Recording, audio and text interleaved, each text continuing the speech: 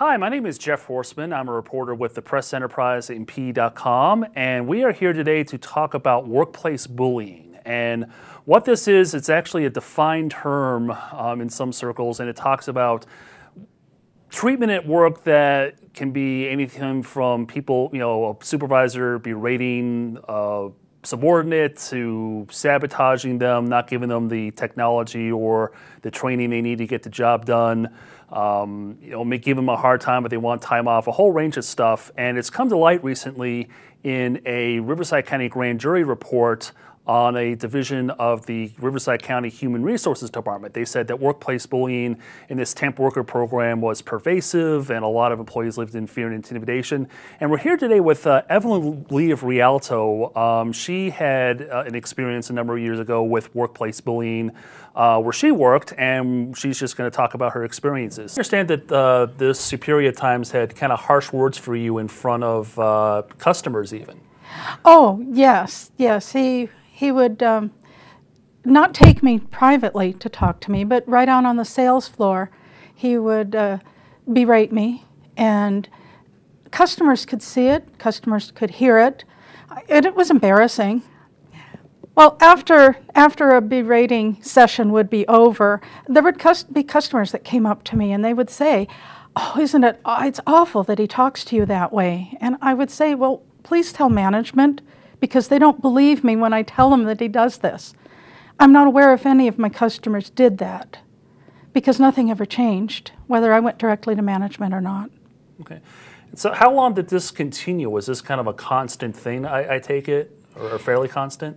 This particular supervisor was my supervisor for the last year and a half I was at the store, and it was pretty regular, but he would intersperse being nice. So there was no predicting what he was going to be like from one day to the next. So when I came in, I tried to come in with a good attitude every day and see where it went.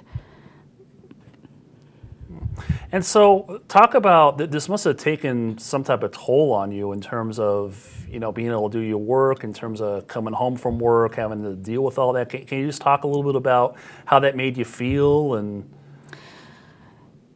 when I was treated badly, I was embarrassed, not so much for myself, but for my customers, because it reflected on the store. And I loved that store. I'd been a serious customer of that store before I worked there. So, yes, when I would come home, I would be really upset about things. It would sometimes take a few minutes to discuss it with my husband and come up with ideas of how to deal with it the next time. But there's no way to predict what the next time's going to be like. So there can never be words ready to say, and frankly, anything I might have thought to say would probably have reflected badly on me and not taken care of the circumstance. So I understand, fortunately, you're at that situation now, but looking back, hindsight always being 20/20, would you have done anything differently? And do you have any advice for someone who's maybe going through something like you did, all those years ago? It's hard for me to give advice because everyone's circumstance is different. It could be helpful to go to the next level up. I don't know that it could be good to go to HR because that didn't help me. Someone gave me a piece of advice. They said to me one day, "Look, not even my husband gets to talk to me like that." And I thought, that might have been something I could have said.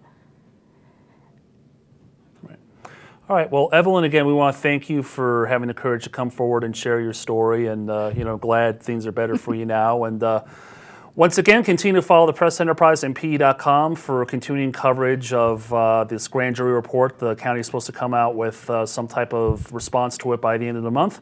I'm Jeff Horseman, and thanks for watching.